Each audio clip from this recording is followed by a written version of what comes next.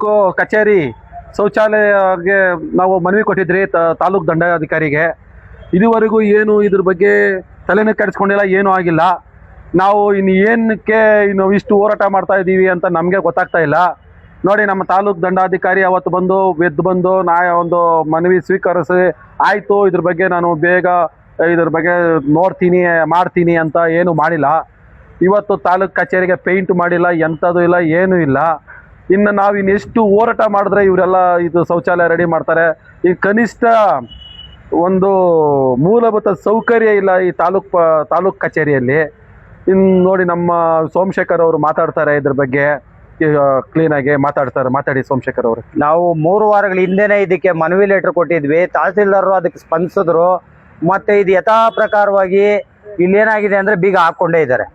ಎಲ್ಲ ರೆಡಿಯಾಗಿ ನಿಂತಿರೋದಕ್ಕೆ ಇದು ಉದ್ಘಾಟನೆಗೆ ಶಿವಣ್ಣ ಅವ್ರು ಬರ್ಬೇಕೇನೋ ಗೊತ್ತಿಲ್ಲ. ಅದನ್ನು ಅವ್ರನ್ನೇ ಕೇಳ್ಬೇಕು ನಾವು. ಯಾಕೆಂದರೆ ಎಂತೆಂಥದ್ದು ಉದ್ಘಾಟನೆ ಮಾಡ್ತಾರೆ, ಇದಕ್ಕೊಂದು ಉದ್ಘಾಟನೆಗೆ ಅವ್ರನ್ನೇ ಇನ್ವೈಟ್ ಮಾಡಬೇಕು ಅಂತ ಇರ್ಬೋದು, ಅದು ನನಗೆ ಗೊತ್ತಿಲ್ಲ.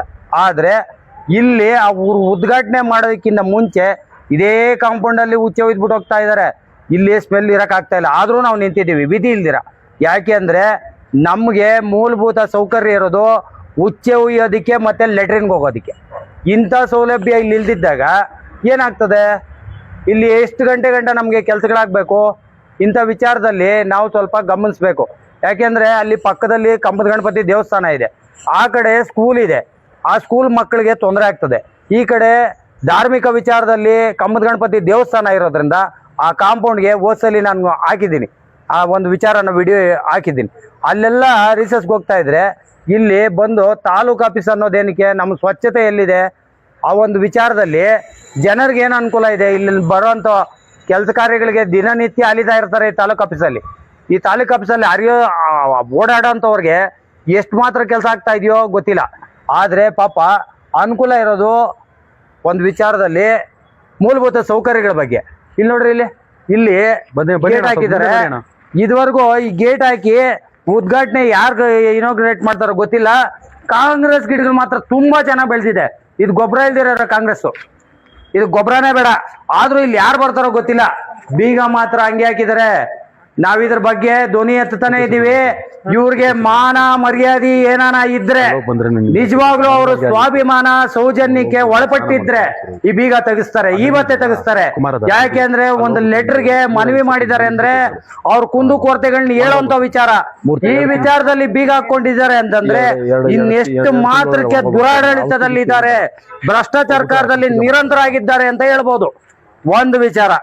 ಎರಡನೇ ವಿಚಾರ, ನಮ್ಮ ಗೌಪ್ಯತೆ ಮತ್ತು ವಿಚಾರದಲ್ಲಿ ಹೆಣ್ಮಕ್ಳಿಗೆ ಶೌಚಾಲಯ ಗುಪ್ತ ಸಮಸ್ಯೆ ಅಂತ ಗುಪ್ತ ವಿಚಾರ ಇರೋಂಥ ಹೆಣ್ಮಕ್ಳಿಗೂ ಇಲ್ಲಿ ಬೆಲೆನೇ ಇಲ್ಲ ನೋಡ್ರಿ. ಹೆಣ್ಮಕ್ಳು ಗಂಡ್ಮಕ್ಳು 2 ಶೌಚಾಲಯ ಇದ್ರು ಕೂಡ ಇಲ್ಲಿ 2ಕ್ಕೂ ರೆಸ್ಪಾನ್ಸಿಬಲ್ ಇಲ್ಲ ಅಂತ ತಹಸೀಲ್ದಾರ್ ಇಲ್ಲಿ ಕೂತಿರೋಂಥವ್ರು. ಇದನ್ನ ಸುಧಾರಣೆ ಮಾಡ್ತಾ ಇರೋರು ಯಾರೇ ಆಗ್ಲಿ, ಮುನ್ಸಿಪಾಲಿಟಿಗೆ ಸಂಬಂಧಪಟ್ಟಿರ್ಬೋದು, ಏನೇ ಆಗಿದ್ರು ಸ್ವಲ್ಪನೂ ಮಾನವೀಯತೆ ದೃಷ್ಟಿನೇ ಇಲ್ಲ ಇವ್ರಿಗೆ. ಮಾನವೀಯತೆ ದೃಷ್ಟಿನೂ ಇಲ್ಲ. ಜನಗಳಿಗೆ ಎಂತ ಮೂಲಭೂತ ಸೌಕರ್ಯ ಕೊಡ್ತಾರೆ ಇವರು? ನಿಜವಾಗ್ಲೂ ಮನುಷ್ಯರೇ ಆದ್ರೆ ಇದನ್ನ ಅರ್ಥ ಮಾಡಿಕೊಂಡು ಇವತ್ತೇ ಇದನ್ನ ನಮಗೆ ಸ್ಪಂದಿಸಿ, ಈ ಒಂದು ಸೋಷಿಯಲ್ ಮೀಡಿಯಾನಲ್ಲಿ ನಾವು ಹಂಚ್ಕೊಳ್ತಾ ಇದ್ದೀರಿ, ಇದನ್ನ ಇವತ್ತೇ ಇದಕ್ಕೆ ಸ್ಪಂದಿಸಿ ಇದನ್ನು ಓಪನ್ ಮಾಡಿದ್ರೆ ಸರಿ. ಇಲ್ಲ ಅಂದ್ರೆ ಇದ್ರ ಬಗ್ಗೆನೆ ಇದೇ ತಾಲೂಕು ಆಫೀಸ್ ಮುಂದ್ಗಡೆ ಗೇಟ್ ಹಾಕಿ ಬಂದ್ ಮಾಡೋಂಥ ಸಾಧ್ಯತೆಗಳು ಜಾಸ್ತಿ ಇದಾವೆ. ಇದನ್ನ ನಾವ್ ಎಚ್ಚರಿಸ್ತಾ ಇಲ್ಲ, ನಿಮ್ಗೆ ಲೆಟರ್ ಮುಖಾಂತರ ಎಚ್ಚರಿಸಿದೀವಿ. ಇದಕ್ಕೆ ನೀವು ಧ್ವನಿಗೂಡಿಸ್ತಿರೋ ಇಲ್ಲ ನಾವು ಇದೇ ತರ ಮುಂದುವರಿತೀರೋ ಅದು ನಿಮಗ್ ಬಿಟ್ಟಿದ್ದು. ಆದ್ರೆ ಸಾರ್ವಜನಿಕರ ಶೌಚಾಲಯಕ್ಕೆ ನೀವು ಅನುಕೂಲ ಮಾಡದಿರೋರು ನಾಲಾಯಕ ಜನಗಳು ಅಂತ ನಾವೇ ಹೇಳ್ತೀರಿ. ಇಷ್ಟೇ, ಈ 2 ಮಾತು ಹೇಳಿ ನಮ್ಮ KRS ಫಂಡ್ ಕಾರ್ಯಕರ್ತರೆಲ್ಲ ನಾವು ಇದನ್ನ ಮನವಿ ಮುಖಾಂತರನೂ ಮಾಡಿದ್ದೀವಿ, ಎಚ್ಚರಿಕೆ ಕೊಡ್ತಾ ಇದ್ವಿ. ಮುಂದಿನ ದಿನಗಳಲ್ಲಿ ನಾವು ಸುಮ್ಮನೆ ಅಂತೂ ಇರೋದಿಲ್ಲ.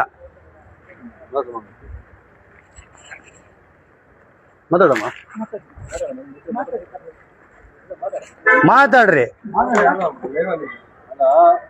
ತಾಲೂಕ್ ಆಫೀಸ್ ಅನ್ನೋದು ಒಂದು ಊರಿನಲ್ಲಿ ಒಂದು ಮನೆ ಇದ್ದಂಗೆ.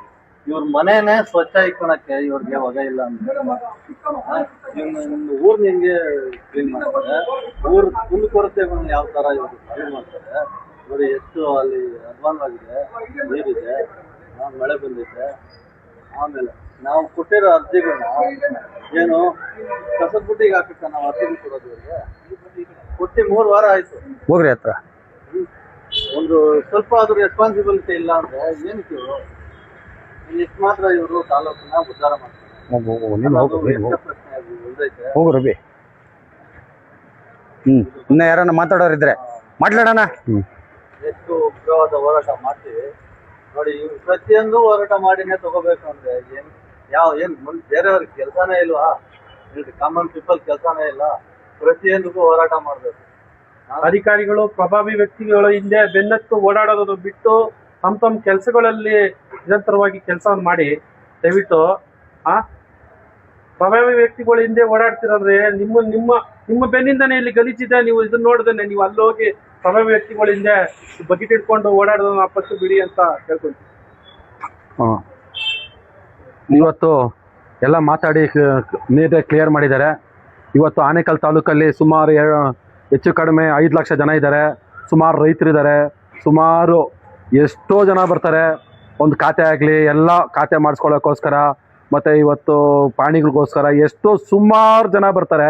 ಲಕ್ಷಾಂತರ ಜನ ಬರ್ತಾರೆ ತಾಲೂಕು ದಂಡಾಧಿಕಾರಿ ಮನವಿ ಮಾಡೋದಕ್ಕೆ, ಕೆಲಸಗಳು ಮಾಡಿಸ್ಕೊಳ್ಳೋಕ್ಕೆ.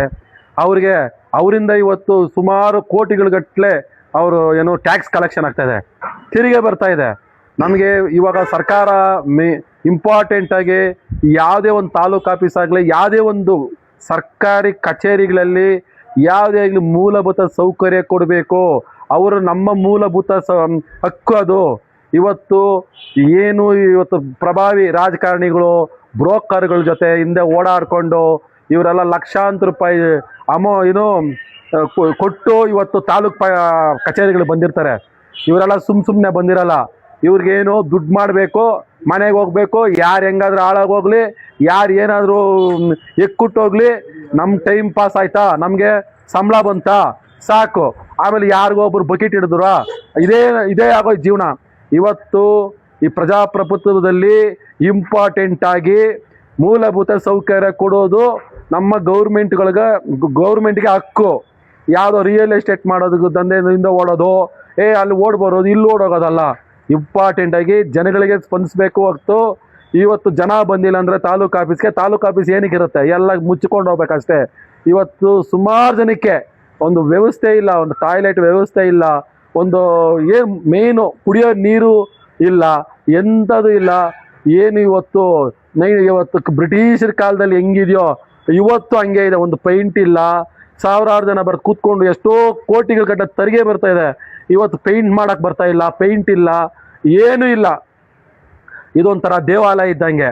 ಇದೊಂಥರ ದೇವಾಲಯ, ಎಲ್ಲರಿಗೂ ಒಂದು ದೇವಸ್ಥಾನ ಇದ್ದಂಗೆ. ಇದರಿಂದ ಅನ್ನ ತಿಂತಾ ಇದ್ದೀರಾ.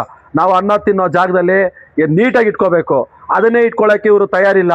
ಇವತ್ತು ಇನ್ನು ಜನಗಳಿಗೆ ಇವರು ಏನು ಸ್ಪಂದನೆ ಮಾಡ್ತಾರೆ, ಇವ್ರು ಏನಕ್ಕೋಸ್ಕರ ಕೆಲಸ ಮಾಡ್ತಾಯಿದ್ದಾರೆ? ಕಾಟಾಚಾರಕ್ಕೆ ಕೆಲಸ ಮಾಡ್ತಾಯಿದ್ದಾರೆ. ಯಾವನ ಬರ್ತಾನೆ, ಹೋರಾಟಗಾರ ಬರ್ತಾನೆ, 2 ಲೈವ್ ಮಾಡ್ತಾನೆ. ಇವಾಗ ನಮ್ಮ ಇನ್ನೊಂದು ಮುಖ್ಯವಾಗಿ ನಮ್ಮ ಹೋರಾಟಕ್ಕೆ ಬೆಲೆನೇ ಕೊಡಲ್ಲ ಇವರು ಆಫೀಸರ್ಸು. ಎಲ್ಲ ಬಕೆಟ್ ಇಟ್ಕೊಂಡು ಏನೋ ಬಂದ ತಕ್ಷಣ ಏನೋ ಕೆಲಸ ಮಾಡ್ದಂಗೆ ನಾಟಕ ಆಡ್ತಾರೆ. ಅವ್ರು ಬರೀ ಇದೇ ಆಗೋಯ್ತು.